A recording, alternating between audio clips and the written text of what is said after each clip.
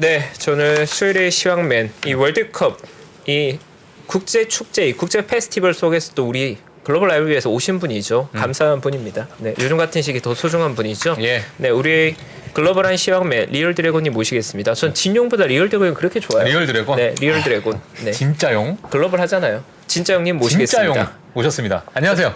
안녕하세요. 예. 반갑습니다. 선생님 오랜만에 그러니까요. 아, 진짜 수요일 처음 네, 오랜만에 오셔서 그래요. 알아드려야 되는데 시간이 없어서 못 알아드렸어요. 네. 겨우 정리하고 앉았네요. 네, 축구 좋아하십니까? 제가 축구를 굉장히 좋아하는데 굉장히 좋아하시는군요. 요즘 굉장히 행복한 것 같습니다. 독일과 일본 어느 쪽 강세 예상하십니까? 모두 예상대로 독일? 무승부라니까 무승부. 글자가 같잖아. 두 개. 뭐 저의 의견을 떠나서 가장 객관적으로 보는 게 이제 그런 이제 배팅 사이트? 사이트의 확률이거든요. 뭐 사실 뭐 압도적인 수치로 나오고 있고요. 뭐 네. 저도 같은 의견인 것 같습니다. 예. 네. 아, 재밌겠는데 봐야 되는데 이걸 못 보네요. 네. 그래도 뭐 글로벌 투자도 중요하니까 네. 오늘 시간 빠르게 한번 가시죠. 오늘 예. 어떤 뉴스 준비되어 있나요? 예, 우선 어제 증시부터 설명드리겠습니다.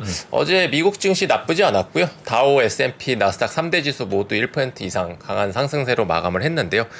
중국이 최근에 이제 코로나 확산 우려에도 불구하고 일부 고위험 지역에 대해서만 어떤 집중 격리를 하겠다 이런 얘기하면서 조금 시장에서 안도감을 보여줬고요. 네. 일부 소매 업종 기업들이 상당히 견조한 실적 발표가 있었습니다. 그러다 보니까 어떤 경기에 대한 자신감으로 반도체라든지 에너지주 같은 경기 민감주까지 같이 반등하면서 상승 마감했는데 내일이 이제 추수감사절이고요. 그 추수감사절 바로 다음 날 금요일 이제 소위 말하는 블랙 프라이데이. 블랙 프라이데이부터 다음 달에 이제 성탄절까지가 소위 말하는 이제 쇼핑 시즌이죠.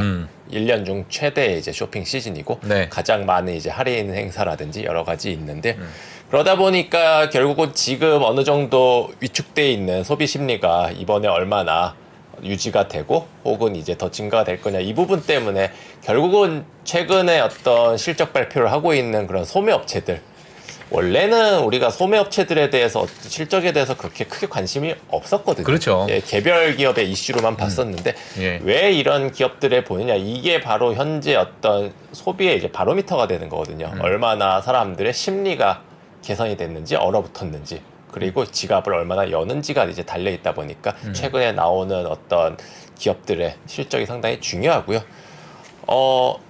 전미 소매협회에서 어제 이번 연말 쇼핑 시즌에 약 1억 6,600만 명이 이제 소비를 할 것이다 라고 이제 잠정적으로 발표를 했는데 네. 2017년 이후 이제 가장 많은 숫자가 실제로 쇼핑을 계획을 하고 있다고 합니다. 수치만 봐서는 상당히 예. 고무적인 수치인 거고요. 예, 당장 위축됐다는 느낌은 안 들죠.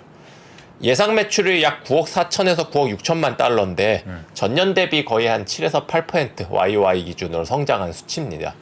그런데 최근 10년간 이 쇼핑 시즌에 이제 평균 상승률이 연 5% 정도였거든요.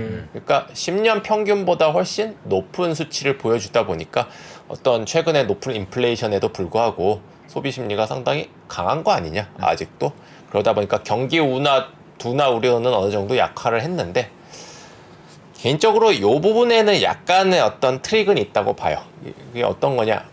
아시다시피 최근에 인플레이션율하고 상대적인 비교를 해야 되거든요. 그러니까 10년 동안 평균이 약 5%였는데 그럼 지금 전년 대비한 한 7에서 8%가 과연 그거 대비 굉장히 높은 거냐? 라고 말하기가 어려운 거죠. 왜냐? 지금의 인플레이션과 비교를 해야 되는 거니까. 지금 인플레이션율이 몇인가요? 8%가 넘지 않습니까? 그렇다면 그것과 비교했을 때는 이게 정말 절대 수치는 높지만은 정말 높은 거냐? 이 부분은 약간의 어떤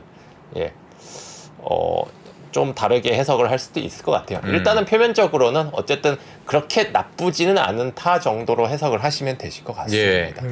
이게 계속 뭐 이어지는 게 더 중요할 것 같은데 지금 이 소비 패턴이나 이런 여러 가지 이런 것들이 사실은 이게 굉장히 양날의 검이거든요. 예. 우리는 인플레이션이 꺾여져야 되는 그렇죠. 절대 명제가 있고 또 소비는 또 있어야 되고 또 그렇다고 해서 너무 급격한 경기 둔화는 오히려 이제 증시에 안 좋기 때문에 상당히 이제 그 아슬아슬한 줄타기를 해야 되는 상황이라고 볼 수 있을 것 같고요. 일단은 지금까지는 심리 자체는 그렇게 나쁘지는 않다 정도로 해석을 할 수 있을 것 같고요. 네. 어제 그 소매업체죠. 베스트바이가 실적 발표를 했는데 상당히 견조한 실적을 발표하면서 어제 급등해서 마감했습니다. 12.7%가 상승을 했는데요. 연말 쇼핑 시즌에 대해서도 상당히 이제 낙관적인 가이던스를 제시를 했습니다. 또 제가 좀 약간 이해가 안 됐던 게 뭐냐면 베스트바이가 약간 전자제품들을 좀 많이 파는 그런 우리나라로 치면 약간 하이마트 같은 회사죠. 예. 그런 데인데 타겟이 안 좋았잖아요, 실적이. 네네네. 근데 타겟이 안 좋았던 것 중에 하나가 또 의류나 전자제품이 또 안 좋아서 그쪽 관련된 이제 매출이 좀 줄어들었다. 그래서 저는 베스트바이가 나올 때 얘네는 전자제품이니까 엄청 안 좋을 것 같다 이 생각을 했는데도 괜찮게 나오더라고요. 또. 예. 그러니까 이게 참 이게 물론 세부적으로 보면 뭐 약간의 회사별 차이는 있습니다. 그러니까 예. 실제로는 보조금이라든지 어떤 할인금을 조금 더 많이 주는 것도 있고요. 회사 개별적으로는 또 이제 연말까지 약 10억 달러 규모의 이제 자사주 매입이라는 개별 호재도 있기는 합니다. 예. 여러 가지 조금 더 나은 건 있기 때문에 네. 실제로 뭐 어떤 매출에 대해서는 상당히 이제 기대치 이상이지만 기대치 과연 이상이다. 그게 이제 순이익으로 얼마나 연결될지는 또 두고 봐야 두고 될 봐야 거고요. 되고. 일단은 현재 발표한 가이던스 자체는 나쁘진 않았다라고 알겠습니다. 볼 수 있을 것 같고요. 네. 의류업체죠. 에버크롬비 앤 피치가 21% 상승을 했는데 마찬가지로 3분기 실적을 상당히 이제 컨센서스 대비 상회하면서 예. 어제 의류주들이 전반적으로 다 같이 올랐습니다. 어반 아웃피터스라든지 갭 같은 업체들도 약 8% 가까이 급등하면서 마감을 했는데 이런 의류업체들도 결국은 어떤 소비에 대해서는 우리가 최근에 이제 이런 회사들이 3분기까지 상당히 주가가 많이 빠졌었거든요. 그러니까 경기 둔화에 대한 우려를 미리 맞았었던 거죠. 그런데 열어보니까 생각보다 그 정도는 아니다. 옷을 그래도 산다라는 게 이제 밝혀지다 보니까 이제 저가에서 그쵸. 상당히 반등이 예. 나왔다고 볼 수 있을 것 같고요. 옷은 입어야죠. 네. 벗고 다닐 수는 없으니까. 박 선생님은 에버크롬비 옷을 상당히 좋아하셨을 것 같아요. 어떻게 하셨어요? 그 딱 보면 그냥 나옵니까 그게? 에버크롬비 옷의 스타일이 있잖아요. 그 특유의 스타일이 있지 않습니까? 예, 예. 그게 이제 좀 개인적으로는 좀 잘 어울리시지 않나. 아, 저는 개인적으로 잘 안 어울리는 스타일이에요. 아, 그래요? 예, 그런 게 또 있구나. 저는 갭을 입어야 되는데. 딱 보면 스타일이 나오는군요. 그러니까. 네. 근데 BYC가 어울리는 스타일. BYC는 모두가 다 유난히가 어울리는 BYC. BYC. 뭐 쌍방울 이런 거. 네, 좋습니다. 예, 쌍방울 좋아합니다. 트라이 뭐 네, 이런 거. 좋아하죠. 좋은 회사죠. 예, 예. 네. 요즘 뭐 알겠습니다. 말이 많더라고요, 쌍방울이. 네, 좋은 회사는 아니에요. 넘어가시죠. 네, 넘어가도록 하겠습니다. 예, 관심 있는 업체죠. ASML에서 예. 오늘 좀 의미 있는 기사가 나와서 말씀을 드릴게요. 아시다시피 이제 미국에서 대중국 수출 관련해서 반도체 회사들에 대해서 어떤 수출 규제를 이제 촉진을 하고 있는데 네덜란드 정부에서 이에 대해서 코멘트가 있었습니다. ASML 같은 경우는 중국 수출에 대해서 자체적으로 결정을 할 것이다. 이 말이 뭐냐? 풀어주겠다는 얘기거든요. 사실 EU 같은 경우는 그전에도 어떤 자국 기업들의 보호를 위해서 어떤 이런 미국의 반도체 제재에 동참하지 않겠다는 의견을 우회적으로 그동안 표현을 해왔었습니다. 예. 근데 네덜란드처럼 이렇게 대놓고 얘기하지는 않았었거든요. 예. 사실 중국에는 아시다시피 우리나라 업체인 삼성전자나 하이닉스의 공장들도 상당히 있기 때문에 사실 그동안 ASML의 어떤 EUV 장비를 납품을 받지 못해서 곤란을 겪기도 했었거든요. 네. 하이닉스 같은 경우. 그러니까 우리나라 회사들에게도 나쁘진 않은 소식이고 이 소식이 의미하는 거는 이제 최근에 어떤 소위 말하는 이제 패권 전쟁이라든지 기술 전쟁이 상당히 뜨거운데 그 과정에서도 독보적인 브랜드 파워와 기술력을 가진 회사는 발언권을 가질 수가 있다. 예. 그러니까 ASML 같은 경우는 대안이 없는 회사거든요. 그렇죠. 대안이 없는 회사다 보니까 이 회사를 거슬릴 수가 없습니다. 마음대로 휘두를 수도 없고요. 예. 결국은 어떤 최근에 이런 사회 분위기 속에서도 기술력이 얼마나 중요한가 예. 새삼 느꼈던 기사라고 생각을 하고요. 네. 예, 다음으로는 모건 스탠리에서 테슬라 관련해서 코멘트가 나와서 소개를 드릴 건데요. 네네. 아시다시피 이제 최근에 테슬라의 주가 하락에 굉장히 우려를 많이들 그러니까요. 어떻게 해야 되는지에 대해서도 굉장히 최근에 문의도 많고요. 예. 많이 빠졌죠. 근데 뭐 핵심적인 요인을 뭐 트위터 그 어떤 트위터에 관련된 뭐 이런 뭐 노이즈라고 보시나요? 어떻게 보시나요? 이유가 여러 가지인데 예. 가장 큰 이유는 이제 일단은 EV 수요가 지금 감소하는 게 아니냐. 수요 감소가 이제 전체적으로는 가장 큰 이슈고요. 그러다 보니까 이제 중국에서 가격을 인하하는 것도 그런 인하에 대한 우려 아니겠느냐. 거기다 말씀하신 것처럼 트위터라든지 크립토 관련 이슈까지 더불어서 이제 일론 머스크의 예. 주식 매도 이런 거 다양하게 이제 복합이 되다 보니까 최근 2달간 무려 이제 5천억 달러 가까이 시총이 증발하는 이제 그러니까요. 등락을 겪었는데요. 야, 이거 진짜. 모건 스탠리에서는 지금 테슬라에 대한 목표 주가를 330달러로 제시를 했으니까 상당히 이제 높게 유진하고 있습니다. 사실 최근에 조금 낮추긴 했는데 340달러에서 그래도 블룸버그 컨센서스 평균이 약 290달러이기 때문에 비교적 공격적으로 낙관적으로 제시를 하고 있고요. 네. 내년 같은 경우는 약 150억 달러의 이제 잉여 현금 흐름이 발생할 것으로 예상을 하고 있고 현금 흐름은 여전히 이제 좋을 것이다. 그리고 내년 예상 생산량을 약 180만 대로 보고 있는데 올해는 아직 뭐 전체적으로 끝나질 않아서 모르겠지만 대략적으로 130에서 140만 대 정도로 예상을 해요. 대략적으로 좀 공격적으로 보면 140만 대 정도 예상하는데 네. 그렇게 봤을 때는 30% 이상의 외양 성장도 있거든요. 내년까지는. 그러다 보니까 여전히 이제 타 전기차 대비해서는 독보적인 현금 창출 능력이 있고 성장성도 살아있기 때문에 목표 주가에 대해서는 낙관적으로 하는데 다만 모건 스탠리에서 얘기하는 거는 최근에 어떤 투자자들의 심리가 어떤 이 전기차 업종 특히 중국 익스포저가 큰 기업들에 대해서 상당히 투자 심리가 악화됐다라고 얘기를 합니다. 예. 그게 이제 가장 이제 직접적인 회사가 테슬라다 보니까요. 그리고 이제 중국의 EV 판매율이 올해에 비해서 내년에 상당히 이제 떨어질 것으로 보는 것도 상당히 우려스러운 시각이고요.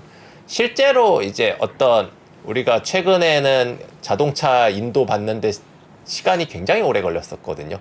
그건 사실 테슬라뿐만 아니라 모든 다른 업체들도 마찬가지였습니다. 1년씩 걸리고 그랬었는데 이 부분이 상당히 이제 좀 줄어들기 시작했다는 거죠. 그렇다면은 이제 실제로 수요가 감소하는 거 아니냐 이런 우려도 낳고 있는 상황이고요. 결국은 모건 스탠리에서는 주가가 반등이 나오기 위해서는 어떤 이제 큰 결정적인 어떤 모멘텀이 네. 필요하다. 예, 뭐가 지금 있을까요? 사실은 강력한 모멘텀이 당장 나올 만한 건 없다고 봅니다. 저 개인적으로. 없다. 예. 어. 그 이제 모건 스탠리에서는 이제 중장기적으로 여전히 매수 추천을 하는 이유가 방금 예. 말씀드린 것처럼 업종 내에서는 이제 유일하게 현금 흐름이 상당히 좋은 업체고 예. 뭐 최근에 뭐 가격 인하 이슈가 있지만은 그렇다 하더라도 경쟁사 대비해서는 독보적으로 경쟁력을 유지할 수 있기 때문에 유지를 한다라고는 하지만은 저 개인적인 생각으로는 최근 급락에서 어떤 소위 말하는 V자 반등이 나오기는 조금 어렵지 않겠느냐라고 보고 테슬라가? 있고요. 결국은 지금 여러 가지 이제 다양한 악재가 복합적으로 꼬여 있는 형국이다 보니까 예. 그리고 지금의 어떤 시장 환경 속에서는 지금과 같은 이제 밸류에이션 인하는 사실 어쩔 수 없는 거라고 저는 생각을 하고요. 예. 지금 이제 소위 말하는 빅테크라든지 예. 그 우량주들의 밸류에이션이 상당히 낮아졌지 않습니까? 뭐 애플을 비롯해서 그러니까요. 빅테크 업체들이 다들 20배 혹은 그 이하로 떨어진 상황에서 어찌 보면 테슬라는 상당히 지금까지 선방했다고도 볼 수 있는 거죠. 사실 거의 마지막까지 고밸류에이션을 지킨 업체죠. 그렇기 때문에 지금 어느 정도 밸류에이션 축소는 불가피한 상황이고요. 결국은 투자자 입장에서는 판단해야 할 것이 기존의 이제 투자 아이디어가 여전히 살아있느냐. 뭐 아시다시피 늘어나는 이제 생산 대수, 인도량, 그리고 자율주행, 뭐 내년에 있을 어떤 사이버 트럭 이런 것들이 착실히 진행되는지 이거를 이제 체크하고 예. 맞다면은 거기에 대해서 계속 이제 투자 관점을 견지를 하는 것이 맞지 않겠느냐. 예. 다만 이제 시간은 어느 정도 더 이제 여유 있게 보는 것이 맞지 않느냐. 그렇게 개인적으로 생각을 하고요. 네. 그러면 뭐 테슬라를 만약에 예를 들면은 지금 좀 빠져 있는 상황에서 내가 좀 목돈이 좀 생겼어요. 예를 들면 그럼 테슬라를 지금쯤 혹시나 사는 거에 대해서 어떻게 생각하십니까? 뭐 방금 말씀드렸다시피 이제 예. V자 반등을 어떤 기대를 하고 사는 거는 조금 어렵지 않을까라고 개인적으로 생각은 합니다. 예. 다만 저희 이제 당사 애널리스트 분하고도 얘기를 해보고 예. 뭐 개인적으로도 서치를 해봤지만은 네네. 지금 가격대가 매력적이라는 거에 대해서는 저는 의심의 여지는 없다고 생각을 해요. 의심의 여지는 없다. 예, 밸류에이션 상으로도 어쨌든 굉장히 메리트가 있다고 보니까 예. 결국은 우리가 테슬라를 투자함에 있어서 이 회사가 한 50% 지금 고점 대비해서 50% 정도 하락을 했는데 이게 사실 그렇게 드문 케이스는 아니었습니다. 과거에도 이제 몇 차례 있었거든요. 불과 2, 3년 전 예. 코로나 터졌을 때 2020년 그 전 2019년, 2017년도에도 40% 50%의 하락은 있어왔던 회사거든요. 그렇다 보니까 항상 이 회사의 기존 어떤 성장성만 스토리만 유지가 된다면 돌이켜봤을 때 항상 그때가 매수 기회였었죠. 단지 그 반등의 시간이 얼마나 걸리냐의 차이가 있었을 뿐이었죠. 코로나 직후처럼 그렇게 급반등은 조금 어렵다는 것 뿐이지 결국 조금 중간장기적인 관점에서 봤을 때 저는 매수는 유효하다 그렇게 생각을 하고요. 네, 알겠습니다. 뭐 이제 최근에 뉴스에도 많이 나오지만 포드라든지 뭐 폭스바겐이라든지 기존의 자율주행을 이제 AI를 개발을 하던 회사들이 이제 포기 선언이 나오거든요. 항복을 하고 너무 생각보다 이제 돈이 많이 들고 그러니까 이런 것들도 어찌 보면은 테슬라 입장에서는 장기적으로 어떤 소프트웨어 산업을 독과점할 수 있는 그런 이제 발판이 된다는 부분이고 뭐 회사 입장에서는 당연히 긍정적인 부분이고요. 오늘 아까 나온 기사를 보니까 한국에 이제 윤석열 대통령하고 화상 면담을 했더라고요. 일론 머스크가. 네, 오늘 이슈가 됐죠. 오늘 예, 네. 아까 그래가지고 원래는 그 전에 이제 발리에서 만날 예정이었는데 그게 이제 미뤄져서 이번에 화상회의를 했다고 하더라고요. 그래서 윤석열 대통령이 기가팩토리를 우리나라에 이제 뭐 투자를 해줄 것을 요청했다고 해서 긍정적으로 생각을 하겠다고 하는데 네. 저는 개인적으로는 한국에 투자할 확률도 어느 정도는 있다고 봅니다. 왜냐하면 실제로 자동차 관련한 인프라가 한국이 좋거든요. 실제로 한국제 부품을 많이 쓰기도 하고요. 테슬라에서도. 예. 물론 1순위는 이제 뭐 중국이라든지 인도네시아를 원래는 이제 언급을 하고 있었습니다. 전체적 시장에서는. 네, 인구수가 많으니까. 예, 여러 가지 이점이 있죠. 예. 다만 저는 한국도 가능성이 없지는 않다. 개인적으로는 들어왔으면 좋겠고요. 예. 뭐 우스갯소리인데 일론 머스크의 궁극적인 목적이 이제 화성 진출이라고 하잖아요. 그 뭐 대한민국에 있는 경기도 화성이라는 죄송합니다. 정말 우스갯소리네요. 예. 다음 기사로 예, 넘어가시죠. 오늘 이 개그 제가 살렸어야 됐는데. 아니, 그러니까 살려줬어야 되는데 네.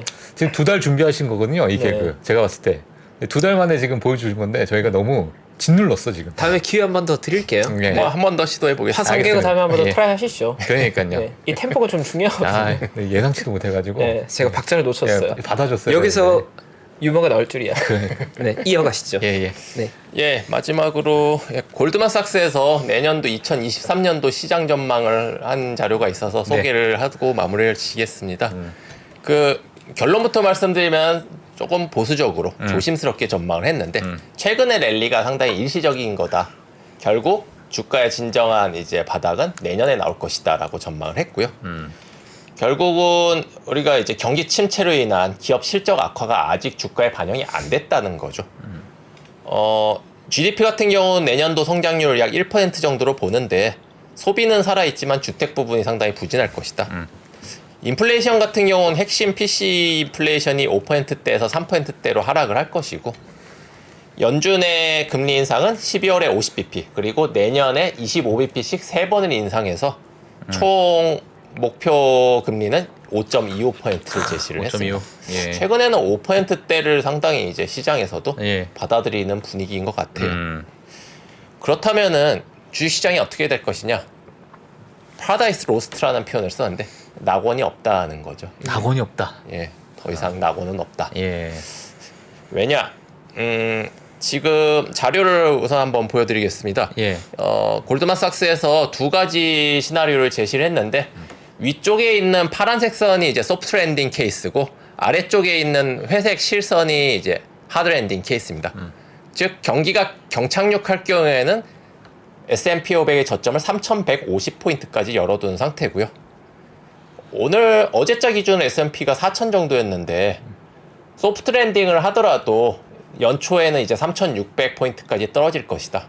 그리고 내년 말이 됐을 때 목표가 타겟이 4,000. 그러니까 지금 주가죠.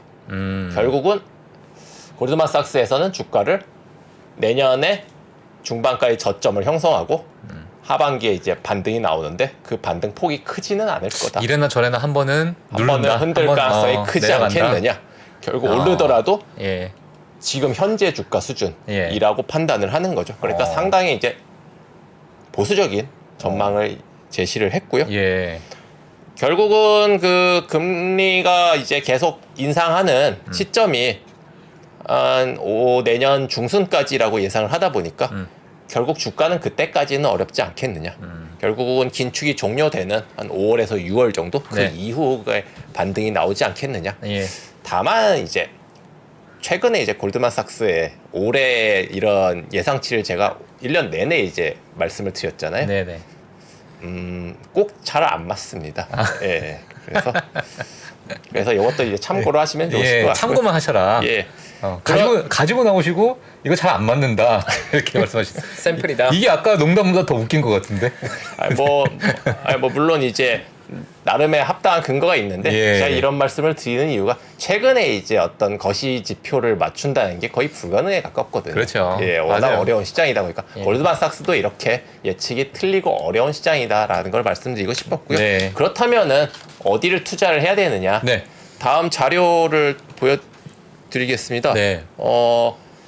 이게 2010년부터 2021년까지 소위 말하는 메가캡, 그러니까 이 빅테크 주식들이죠. 파란색 뽕이 이제 빅테크의 평균 수익률, 그리고 회색이 이제 S&P 500의 성장률이었는데 2021년부터 24년, 그러니까 오른쪽 같은 경우는 빅테크가 S&P하고 거의 차이가 없는 거예요. 그러네요. 그러니까 비트를 하질 못하는 거다 보니까 빅테크에 대한 매력도가 떨어진다는 거죠. 그렇다면은 빅테크를 투자하는 게 아니라 다른 데를 투자해야 된다는 얘기인데 그렇다면 어디냐? 다음 자료 보시면은 그 내년도 같은 경우 이제 사야 되는 케이스, 오버웨이트 해야 되는 케이스가 위쪽에 있습니다. 헬스케어, 컨슈머 스테이플스, 에너지, 텔레커뮤니케이션, 통신이죠. 컨슈머 드러블스 앤 어페럴, 소비재, 의류주. 최근에 헬스케어는 아시다시피 상당히 이제 퍼포먼스가 좋았었고요. 실제로 이 부분을 반영을 했었고 에너지도 나쁘진 않았었죠. 중간에 있는 소프트웨어라든지 파이낸스, 뭐 유틸리티, 부동산 이런 것들을 이제 중립으로 제시를 했고 언더웨이트로 나온 게 딱 보시다시피 테크놀로지, 인더스트리얼, 산업재, 미디어, 세마이컨덕터, 반도체 이런 것들을 이제 언더웨이트로 제시를 했습니다. 그러니까 이제 지금 우리가 이제 많이 싸다고 생각하는 주식들이 예. 실제로는 아직도 싸지 않다라고 얘기를 하는 거고 실제로 투자를 권유하는 거는 헬스케어나 필수 소재처럼 어떤 인플레에 대해서 오히려 어느 정도는 방어력이 있는 네. 덜 민감한 주식들을 제시를 하는 게 사실 내년까지 시장을 보수적으로 본다면은 이런 쪽에 투자하는 게 합당한 거죠. 아직 경기가 빠르게 성장할 거라고 예상된다면은 그 아까 아래쪽에 있었던 그런 경기 민감주를 사는 게 맞는 거고요. 네. 그렇기 때문에 지금 아직까지는 뭐 바닥을 논하긴 이른 것이 아니냐라고 이제 제시를 하고 있고요. 네. 알겠습니다. 아직도 방어주가 그래도 탑픽으로 계속 나오고 있는 그런 상황이네요. 계속. 밸류에이션이 그러니까 사실은 이게 조심스러운 얘기지만 S&P의 밸류에이션이 지금 절대적으로 싸다고 할 정도는 아니거든요. 그렇다 보니까 조심스럽게 얘기를 할 수밖에 없는 거고 그럼에도 불구하고 시장이라는 게 특성상 어떤 한 발자국 먼저 움직인다는 것을 봤을 때 너무 한쪽으로 쏠리는 것은 좋지 않다. 여전히 이제 어떤 바벨 전략으로 가져가는 게 가장 합리적이지 않을까 개인적으로 생각합니다. 바벨 전략. 예. 알겠습니다.